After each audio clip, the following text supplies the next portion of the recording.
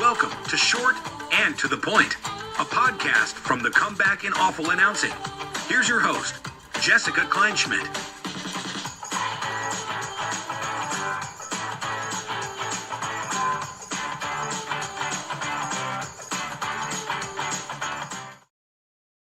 Hi, everyone. Welcome back to Short and to the Point on Awful Announcing and the Comeback.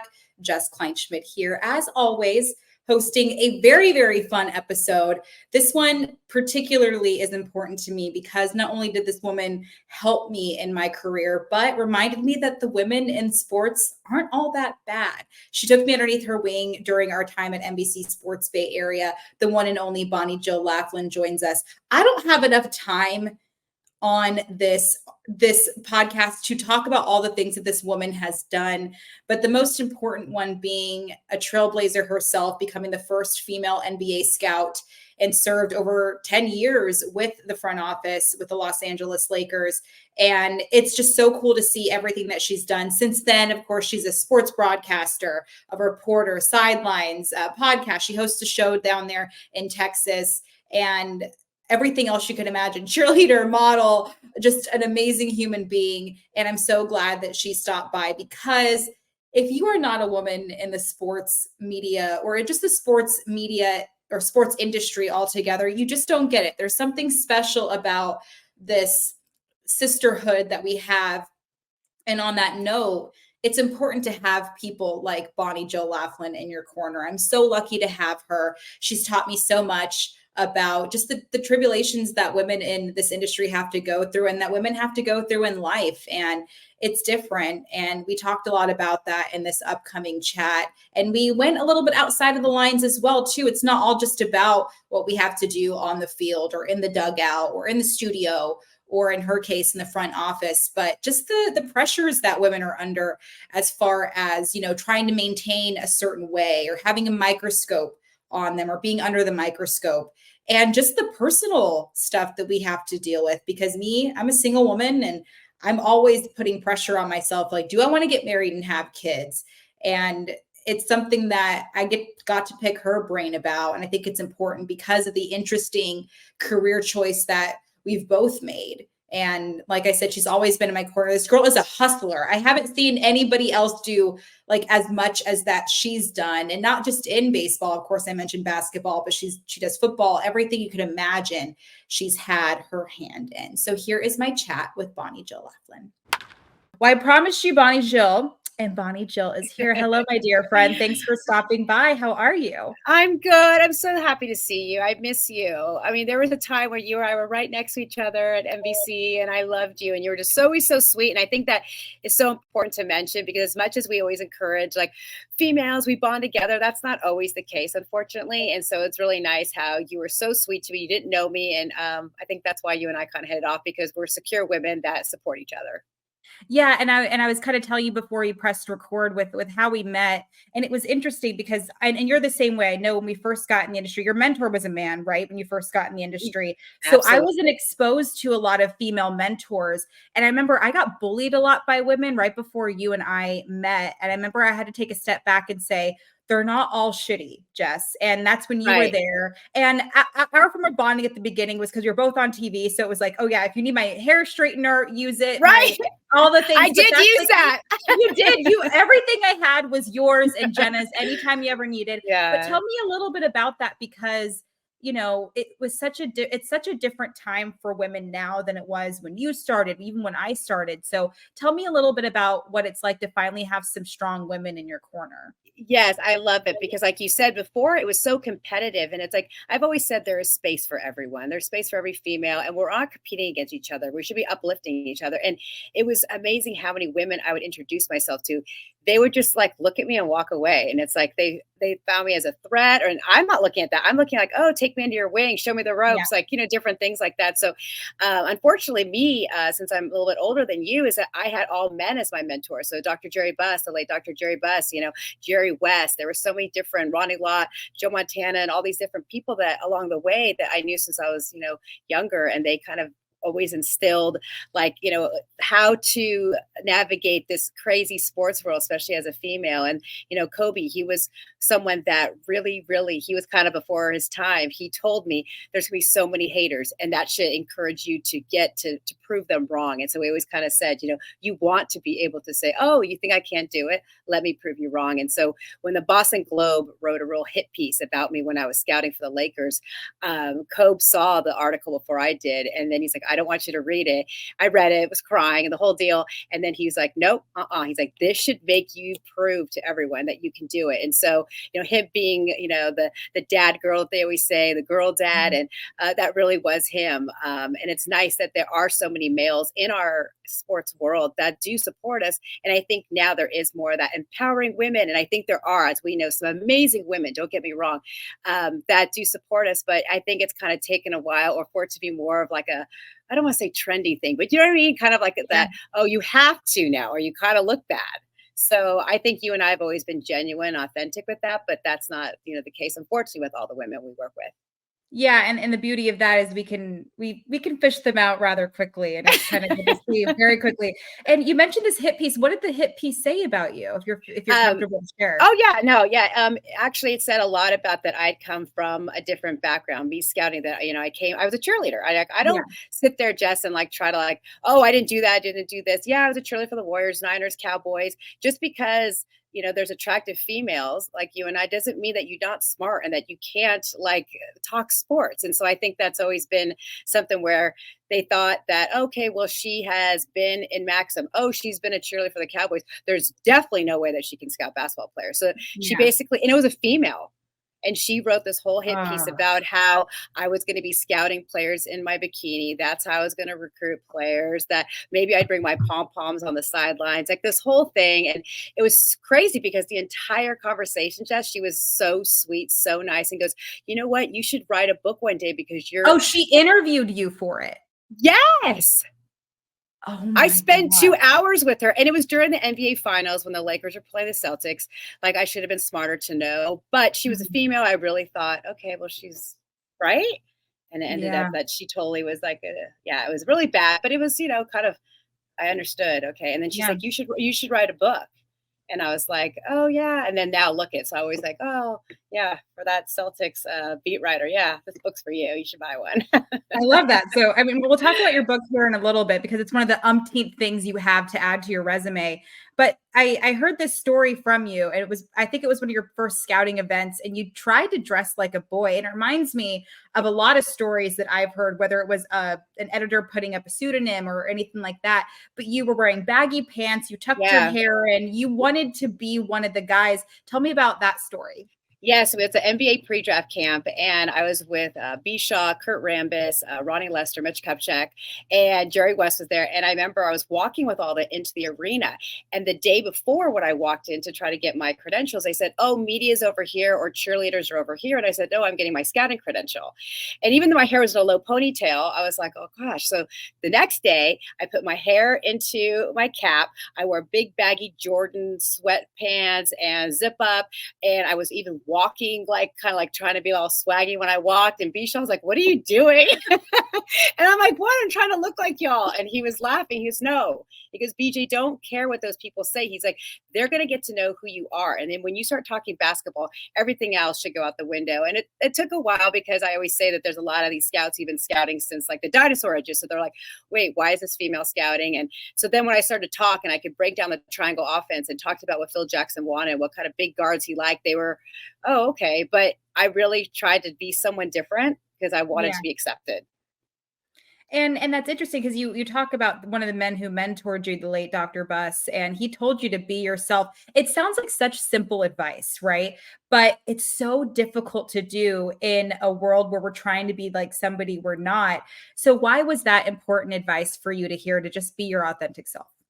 It was important, but it took a while. And I think that comes with age and maturity that you start to say, okay, I don't care what other people think. But at the time, Jess, I'll be honest, I was like, I wanted everyone to like me, and the media and TMZ would attack me and different things. And then you're like, oh, I'm a good person. I know my stuff, but it just, I kind of wanted to hide behind trying to be like a guy or trying to not wear makeup or not wear my hair down. And maybe that would be acceptable. But it's like, if you're not credible and you don't know your stuff, then it doesn't really matter. I think I started to embrace that like I may look different. I may, may come from a different background, but I think the credibility eventually you'll prove, even though you're under a microscope a lot, especially when you're a female, as you know. And you mentioned the microscope. It feels like you bring that up a lot. And unless you deal with it yourself, it's kind of hard to explain. So when you feel like women are underneath the microscope, period, but then you add sports into it, what does that mean? Well, for example, if we say, in baseball, if you say a Latin player's last name incorrect, you're crucified.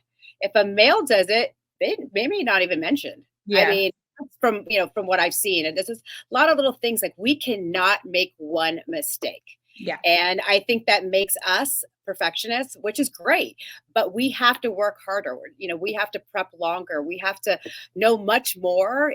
I mean, that's just my opinion and what I've experienced, because I think that at any time we kind of have a target on our back, and, it has gotten better, of course, but it's still where like they're trying to find that one thing that you messed up so then they can drill you. Because there's the quarter, the what do they call him? The quarterback couch who's sitting there, who's like wants to, the couch quarterback who wants to like sit there and attack you. And he probably doesn't know anything, right? I mean, most of the time we know more than the men.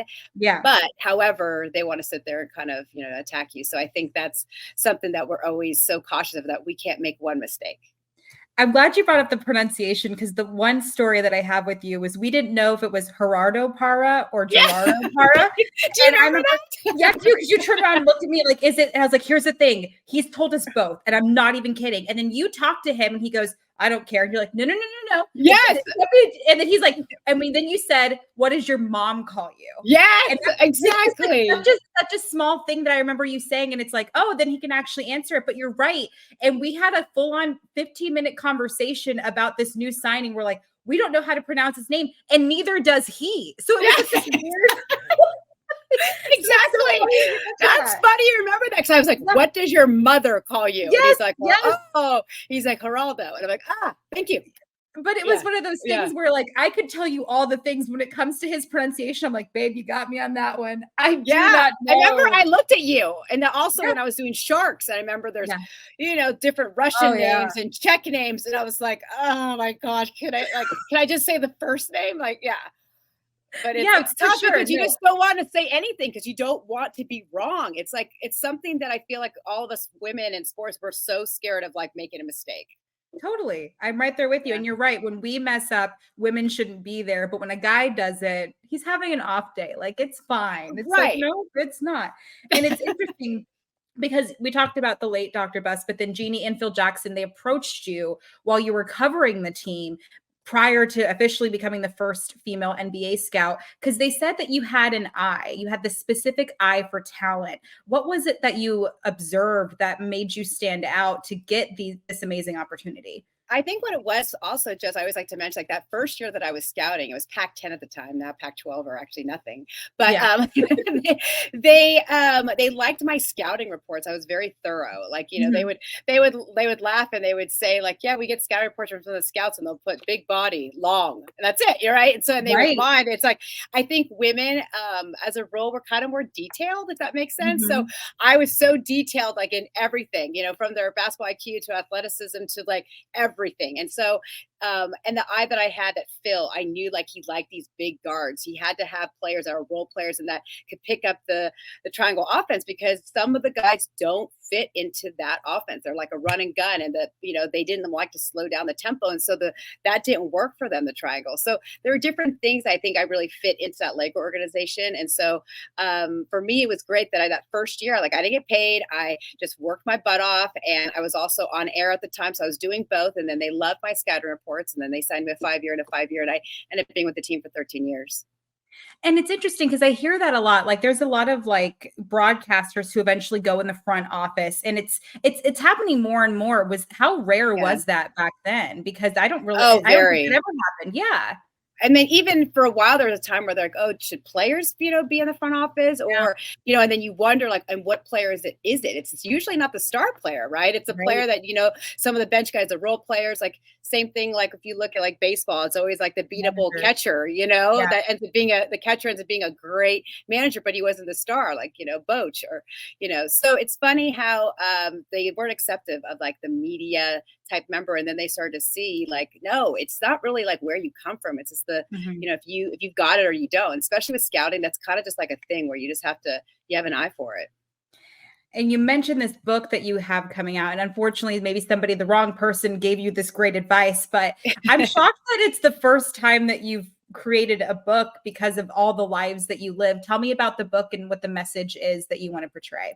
Yes, there's been so many times where people have asked me to do a book, but it's been like a tell-all book. It's like, oh, let's do a tell-all book from when you were at the 49ers and the Cowboys and the Lakers, and they want me to give all the dirt on the players. I'm like, that's one thing. It's like I tried to dress like the boys, but I was one of the boys when it came to certain things. There's like a thing with me with the players. It's like there's a lot of stuff I saw, Jess, of course, but I would never say anything. I was always, always on the guy's side, always like, I'm not getting involved in that. And for me, they could offer me millions and millions, and I would never tell stories of these guys.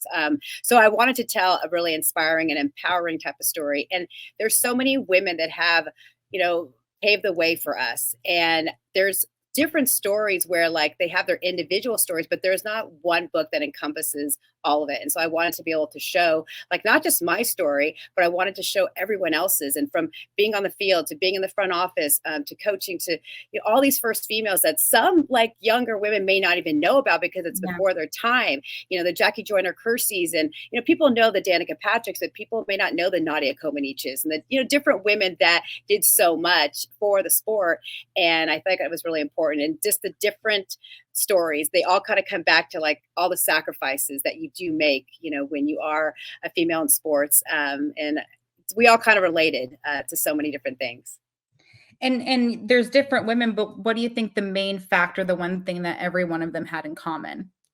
I think it's the drive and the ambition. And it's like, of course, everyone they have talent, but I think it's the drive and the ambition and that never give up attitude and that grit and the tenacity. And speaking with like Billie Jean King, and it's just like the same thing, like under a microscope or not being accepted and just not caring, anymore. And just kind of just focusing, getting drilled in. And I think that's all of the girls, that never quit attitude.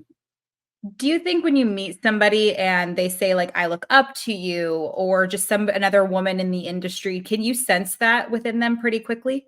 Yeah. And it's nice when you do meet, younger women that, because all of us look up to each other and we like to grab pieces of each of the people we meet, right? You kind of build your own as you're growing up into this industry. And it's nice when you do meet. I'll never forget, I met Michelle Tafoya on the treadmill at NBA Finals, and I was talking to her. And I was like, I got to talk to her. And I was just young, and I met her, and she was so sweet. And she was like, anything you ever need, call me, and because back then it wasn't really big on like email and text. But she was just so sweet. I remember that because there were so many women that I spoke to who were so mean to me. So, and then you look at them now and they're not even in the industry anymore, because eventually, Jess, we see this. There's a lot of women that are not very nice, but they eventually get phased out because there's not really a room for that eventually. Because if you're hard to work with, like producers, directors, PDs, general managers, they don't want to work with someone who's difficult. I don't care how good you are. So it's like, I think that goes a long way. And Dr. Jerry Buss and my parents always instilled in me, you treat the janitor the same way you treat the person who owns the whole team. And I've always been like that since I was a kid. And I think that's really important to remember. Yeah, you absolutely have. And I've witnessed it. And, and I learned from that too. And like I said, like I couldn't have crossed you at a more perfect time in my life. And I heard, and it was something that that resonated with me, what you said in a previous interview was, growing up, I felt like only women could do like sidelines in sports. Felt like that was the only job that they were able to do. And that's fine. But as time goes on, there's so many more opportunities, obviously, you with the front office and more than just being an NBA scout. So what have you seen as far as growth and opportunities for women in sports? Oh, it definitely has, Jess. And you see like Leslie Visser, you go back to like, she couldn't even go up to the press booth because there's no women were allowed, And so it's like the sideline reporters or cheerleader, right? That was it. That was it for women if you wanted to be involved in sports. And then now you're you're seeing the first female coaches, scouts, GMs, owners, Jeannie Buss being the first female owner to take a team to the world championship and win. And, it's just amazing. Referees, I mean, it's across the board. Agents, it just doesn't stop. And I think it's fabulous to see all the different facets across our industry. And it's not just like, oh, that person fits in that role because she's a female. She's damn good at her job. And that I think is really important as well, that it's not just a quota they're trying to fill.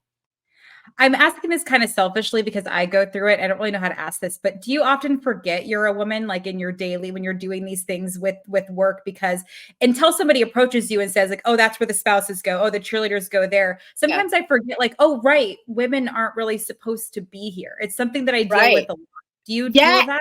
I do. And it's funny just because I kind of feel like I've taken out a lot of guys, especially guys I've dated. I've said, I feel like I'm dating a dude. And I'm like, what do you mean? And they're like, oh, well, you're just so kind of rough. And things are like, you kind of have a certain like mental attitude that's different than a regular female. I feel like we get kind of thick skinned and maybe, I don't know. Like, I feel like it's because we dealt with so much that things don't bother us and we're getting a little rough. And I don't know if that's good or bad, but for me, it's like, I feel like I can gel with the guys and talk shop and you know what I mean? Kind of bullshit and feel like kind of accepted with them. And then sometimes like, oh, wait, I'm in heels. Walking through the, at the arena. And I'm like, oh, okay, wait. And then all of a sudden, sometimes when you walk into the locker room, then you kind of forget, you know what I mean? It's like certain things you have to kind of click on, click off. It's something I think you just kind of get used to. You've done fabulous with it. I mean, but it is a thing of kind of having to figure out like certain environments and being able to like turn it on and turn it off, or it's interesting how it kind of just works and just kind of starts to feel natural, which is weird. Yeah. And even if you're not surrounded, and like you worked with the 49ers, which was very female heavy, which was great to see. And it was super female heavy, like beat reporters at one point. So it's to like have them there is kind of like, okay, we all belong to be there. But I wanted to ask you about the 49ers, because not only were you guys, it was a very female heavy ran production from the media side, but you guys all really got along too. What was that like? Have you guys all get along? That's what's so great when you look at Jennifer Lee Chan and Laura Britt and MJ Acosta and Tracy. It's like we all got along, and that is pretty rare because we would take pictures together. We would all want to show our outfits, and we're like, well, let's just do the group photo, right? So we were always in the end zone taking photos, and it was really nice. Obviously, if you were there, you'd be part of us too, because we all kind of like we're all the same. I feel like we kind of tick the same. It's like, we're really ambitious, we're really competitive in our job, like as in like we want to make sure we do it right, but we also like loved each other and we kind of bounced off each other, and it's like we all were in our own lane but yet on the same freeway. Does that make sense? And I felt like we all just, it just works. But there are so many other organizations that I've been a part of, or networks, where it's like you walk in and you're like, me being on KMBR. I mean, you remember I was the only female at the station, and I was on the morning show, and it was really hard because it's like you don't want to be overbearing. It's like you're constantly thinking, okay, I'm a female, so I don't want to be overbearing, but I have a lot to say on this, but, they're going to go to commercial break and I have to like raise my hand to try to get in. And so it's funny how certain things are very organic and it works really nice, and some it's still kind of forced. And every single woman you mentioned, if I had to text them for any help with anything, they would stop what they're doing to help me. Even that, so I will 100% say that. All of the girls that I mentioned are fabulous. Amazing. Fabulous. Literally amazing. Like Laura helped me a lot through NBC stuff, and same. I love her. All the stuff that we dealt with, where it was so good to have somebody be like, I see you, I hear you, I'm here. And it was phenomenal. And I think like it's like we're all together like commiserating in certain ways too, and just like stuff that we can only deal with. And I think we root each other on, like even when we leave, like we're not all at NBC or we're not wherever, and we like still root each other on. Like I loved like when you got the age, I was so excited for you. And like I think that's like the difference, right? Like, and it's genuine. It's not like, oh, let me post this because then I'll look good like I like females. No, it's like, no, you're like want you guys to win. Like, so I think that's kind of the difference. Yeah, posting a graphic doesn't mean anything. Like, cool, you appreciate women, and we've talked about that quite a bit. Right. Let's talk a little bit about this interesting platform when it comes to the radio, because radio is just a different animal when it comes to just being a woman. And you mentioned sometimes you have to like raise your hand, and I don't want to say ask for permission, but you have to kind of fight your way there. And radio is just different when it comes to being a woman in sports. It's funny. Like if you've ever been like on Radio Row at Super Bowl, I hate to say it, Jess, but you go through all males. There's like a couple females scattered through. And I've always loved radio because I feel like it's very off the cuff. You can actually just have a really big opinion about things.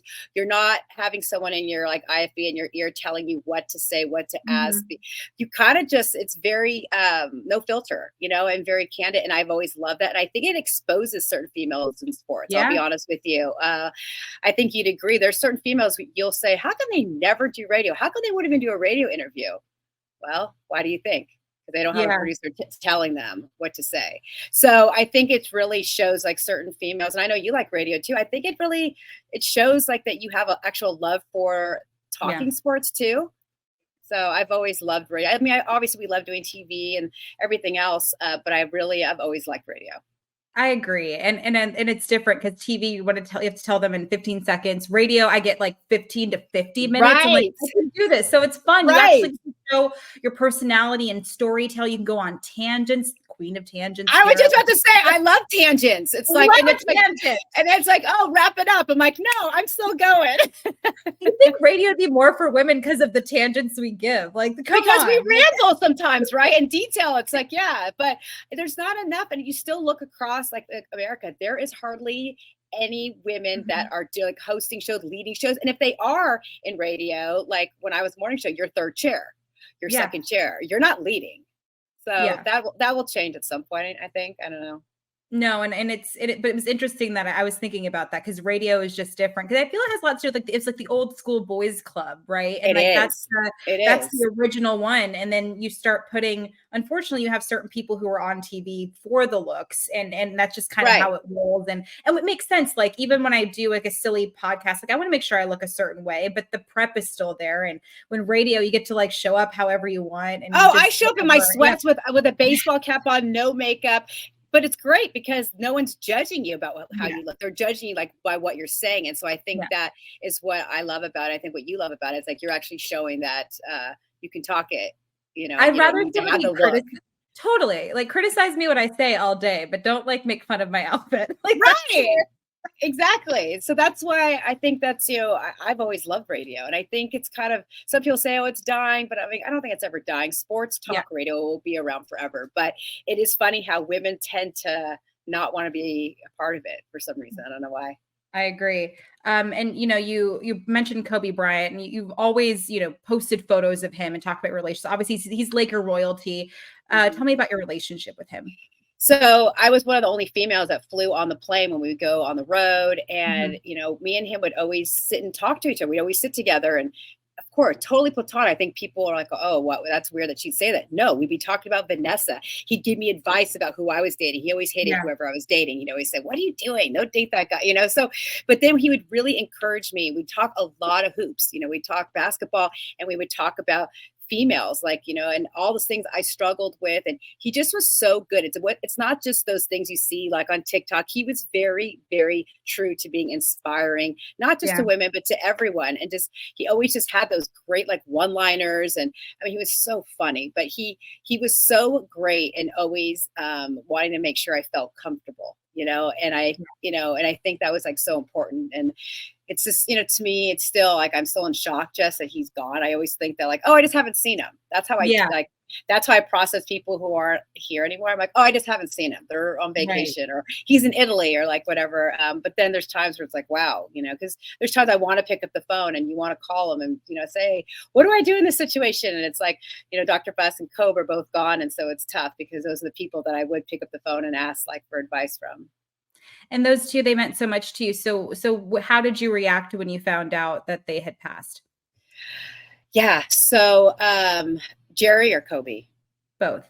Okay. Well, Jerry, he had been in Cedars-Sinai for a long time. So I'd been at the hospital a lot. But then he didn't want any of us to see him when he started to really deteriorate. I was still there. And then we found out, you know, from Jeannie and from a couple other people that he'd passed away. And again, it was total denial, like, no. And then all of a sudden, like, it hit me. And then going to his funeral. And it's just, when someone's talking, they did like a celebration of life. And so when they're talking about someone, you're like, oh, no, they should be alive. They're, you know, we're celebrating their life. Like, why, you know? And so that was really tough. I think I had a lot more prep to kind of figure it out because he had been sick for so long. Mhm. With Kobe, it was it just like gut punch, because people started texting me and saying, "Did Kobe die in this helicopter?" And I'm like, "Oh, no, no, no." It's like kind of like how they say Whoopi Goldberg is always dying. And no, no, no, Yeah. he's good.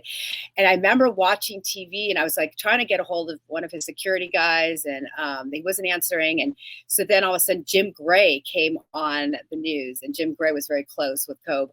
And when he said that Kobe had passed away and we think he was with John, I literally remember, Jess, I was in my room in LA and I just fell to my knees and I was just bawling. And so it was like, no, there's no way this can be real, and it was just it was tough, and then we had Super Bowl coming up that next week. And we were there, and if you remember, the Niners were playing in the Super Bowl against Kansas City. And I remember seeing a lot of people that were friends with Kobe, including his best friend. And it was like we just would cry, but then we'd try to celebrate him. And it was tough. It's still tough because he was just so young. He had so much more life, and he had so many things. He was producing so many different, amazing documentaries. And Dear Basketball just won an Oscar. It's just so many things that he was going to do, and it's sad that none of us get to see that. And when you're a public figure, people fall in love with you, whether they really truly know you or not. Is there something about Kobe that you want people to know that perhaps they didn't, to make them fall in love with him a little bit more? I think a lot of it's like he would talk to a lot of fans, that maybe like wouldn't, what I mean? People think he was pretentious. If there's times, of course, him, MJ, they're trying to win a game, but there are so many times I saw how he was with little kids and, give him his sneakers or, giving jerseys or talking to the young girls. That was the biggest thing, is talking to the young female girls who had his jersey on and don't give up, play basketball, don't switch and think that you can't play baseball. You can play baseball. You don't have to play softball, So he was always so good. I mean, way before this was trendy, he was always so good about females in sports, and also so great. He was such a good father, and that was one thing I so admired, is that he's Kobe Bryant, but yet he had so much time to still like be with his daughters and his family, and he was so good about spending time with his daughters. And I always just remember how connected he was, and he was a family man. I know there were so many things that happened during his life and his career, but he was a good man, and he showed that every day when he came to the arena or came to work. Oh, I love that. Let's shift gears a little bit. Obviously, you have a Texas Rangers flag behind you.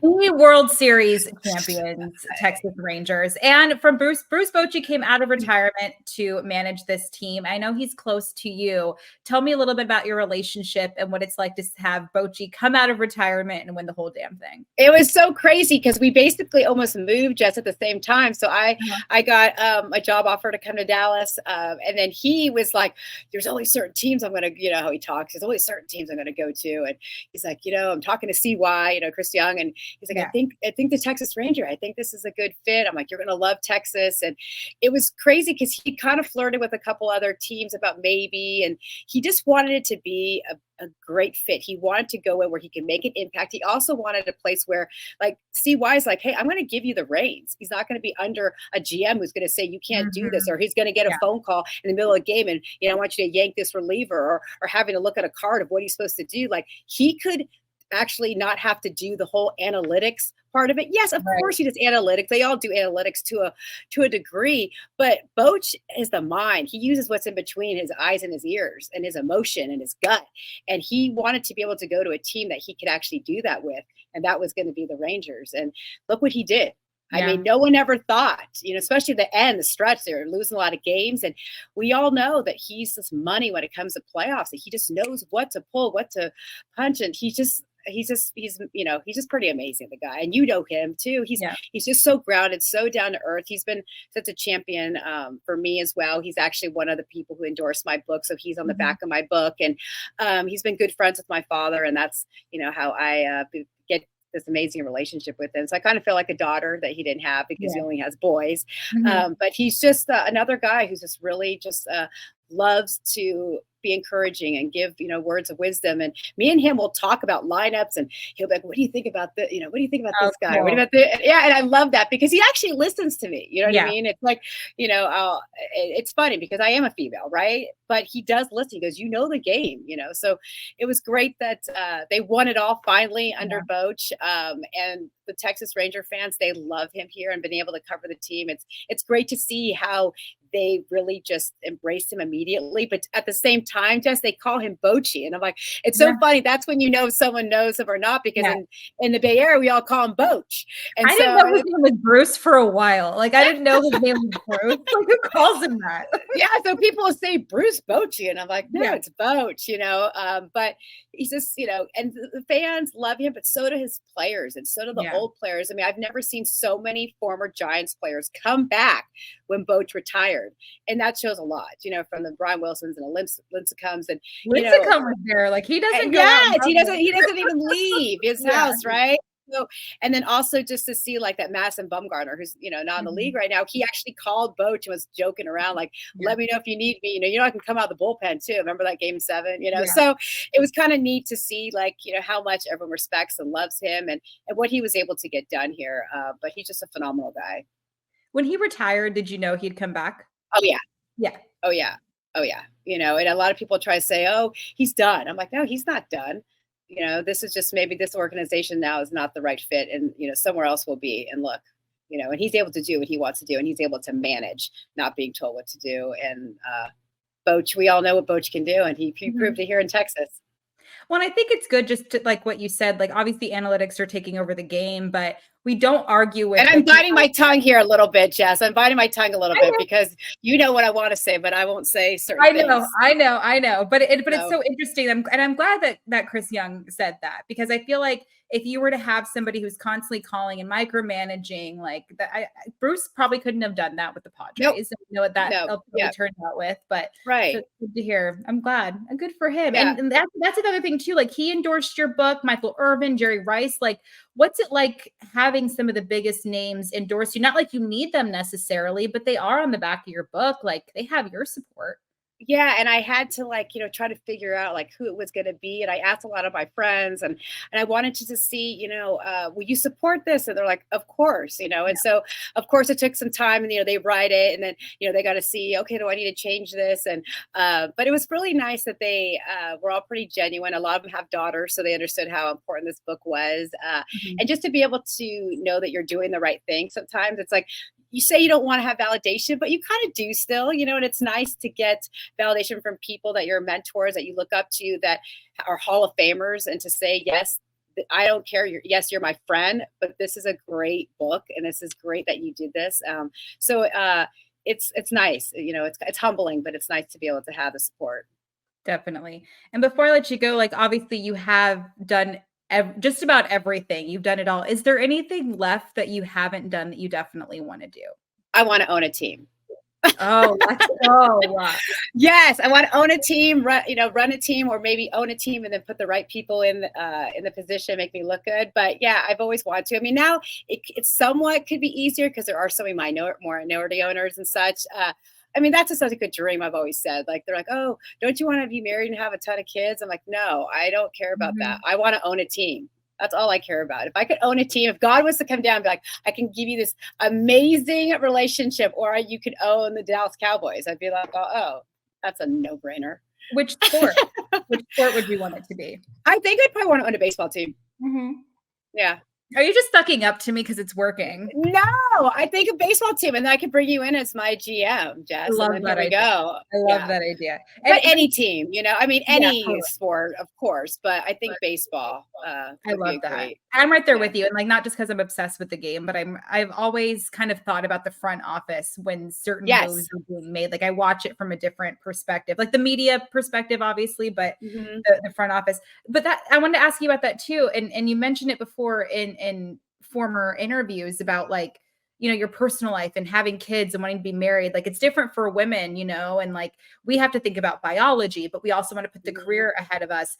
Why not go just like the family route and just get married and have kids? Why are you so obsessed with career? I think it's just like how the DNA, it's just me. I've never been that kid where it was like, oh, well, I'm looking at wedding books and I want to I've just never been, I'll be honest, I'm not very domestic. Like I don't cook, like I don't clean, like I don't know, like my house is clean. Don't get me wrong. I just have someone else do it. Like, I just want to let you guys know. But I just, it's always been like chasing my career, chasing my dreams. You only live once. And it's like, it got to a point where I'm just like, you know what? Like, I just don't I guess I'm selfish. I'm like, oh no, I Yeah. want to be able just to focus on my career, focus on my charity. And I just don't think there would be enough time because I'm not going to be that mom either that just is going to have like my kids be raised by a bunch of nannies. So I was just like, Yeah. no, it's like, I want to be hands on. So I still think I would adopt. I could still see me like adopting a kid. I go to the Dominican a lot to do stuff with striking out poverty. So, I could have a little, Ortiz maybe, you never know. A baby, A baby big poppy. I mean, I don't know. I've always made jokes. I'm like, I'm gonna adopt a kid from the Dominican, and then I've got like a baseball player. Here we go. There you go. You're already starting your ownership for your team. There we go. But yeah, it's just, I don't know, Jess. It's never been for me, and not to say that my friends' kids and the kids always love me. It just my kids are my pets, my fur babies. That's a full time with just having animals, but it just never fit into like my life, my career, and I think I made the right choice. I mean, of course, there's sometimes you have regrets, but at the end of the day, like we sacrifice certain things from our career, and that was one of the sacrifices I made. I think it's good for other women to hear that, like, it's okay to like not 100% choose the family route. I don't feel like it's like the end of the world if I don't have a child in the next 2 months or get married in the next 2 months, because it's such a unique industry. And I don't think that all women can handle doing. I think we can. It takes an army, don't get me wrong, but it's like, it's okay, to not. Yeah. And I love it. I love to see the women that can balance it all. That's one thing I think I try to work on is balance. Like I don't have a lot of balance. It's like my career, my charity, all of that. And then personal life is like, I've been working on it a lot like this year, trying to like have more, be more present, instead of always looking at scores and watching a game on my, being like, oh, I'm like with people, like human beings. Like maybe I should like, engage with them. So I've been trying to get better with that. And, I'm really close to my family, but it's just, I don't know. And it's tough. I mean, it's also when you're a female working in a male dominated world, not every guy loves that idea, by the way. Well, they love the idea of it. In the beginning. Because I've had, like with one of my exes, I say one of my exes. So all my exes, they say, oh, I love how independent you are. And I love how you're so, engaged in your career and your focus and your sacrifice. Then they date you and they're like, oh, so you're just going to spend time with athletes all night. And like, I don't know if I like that. Or I don't like that you don't really need me because I make my own money. I don't need a man for anything. So it's like some guys want to feel needed. And I think I'm almost sometimes too independent. So I'm trying to like work on that. My therapist must be working on some things, but I don't know. I mean, I try to be transparent with that it's tough, right? It's like, it's a lot of guys don't a strong, independent woman, but at the same time, I don't want to change who I am either. I'm glad you mentioned that. I feel like you're preaching to the choir here. So it makes you feel less crazy. Maybe I should stop. Yeah. But don't you think, Jess, it's like it's like you're not supposed to be like so strong and powerful and you're not supposed to like say what's on your mind and like don't be so fierce. Try to like taper down who you are. And I'm like, no, I'm gonna be who I am. And either someone accepts me for that or they don't. So I'm right there with you. And I'd rather just like kind of be on my own if I can't like find somebody. That's how I am. I'd rather be alone and be with my animals and and I'm fine than being with someone who doesn't appreciate that or makes you like a mess, right? Because you see a lot of girls like that who are with someone and they're not happy. So I think we're doing it okay. Amazing. You are absolutely amazing. Thanks so much for stopping by. You're the best. We had so much fun. And I got to see you in the flesh, in person. Definitely. Okay. All right. Love you, honey. Love Bye. you too. I told you it was a great chat. I'm not going to lie to you. Bonnie Jo Laflin, amazing as always to sit down with. And she just gets it. She just understands. And we could have gone on and on and on. And I feel like it was a very candid conversation, an important one as well, because we didn't just stick to being a woman in sports. There's certain things that we have to deal with just as women on this earth that just is extra. And it's interesting, but it's always something additional that we have to worry about. We have to look a certain way, act a certain way, but not act too much of a certain way, not look too much of a certain way. So it's just one of those things that you have to think about. Unfortunately, it's a lot, but having a woman like her in your corner, I suggest it to the young women listening to this podcast. First of all, I appreciate it because I love getting the feedback from you guys, but take a step back, and she offers advice to people that are interested in this industry. And it's not easy for sure. And I heard her say it in an interview earlier that if you want to be a writer, I'm just going to write for ESPN. You want to do the sidelines. Do the Philadelphia Eagles sideline reporter. Like, cool. Like, we all have those big dreams, but it does take a while. And having a woman in your corner who's not only going to help you, but cheer you on in the process. Like I said, I got an amazing text from her when I got my A's job, and she genuinely wished me congratulations. She's just such a good person. And I'm so thankful for her. So I hope you enjoyed the chat, and thank you so much for listening to Short and to the Point here on Awful Announcing and the Comeback. Follow us on all the podcast platforms where you can listen to a podcast, and make sure you are following our YouTube channel at Awful Announcing. For Jess Kleinschmidt, this was Short and to the Point, and we'll see you next time. Want even more short and to the point? Follow Jessica at KleinschmidtJD and head over to thecomeback.com and awfulannouncing.com.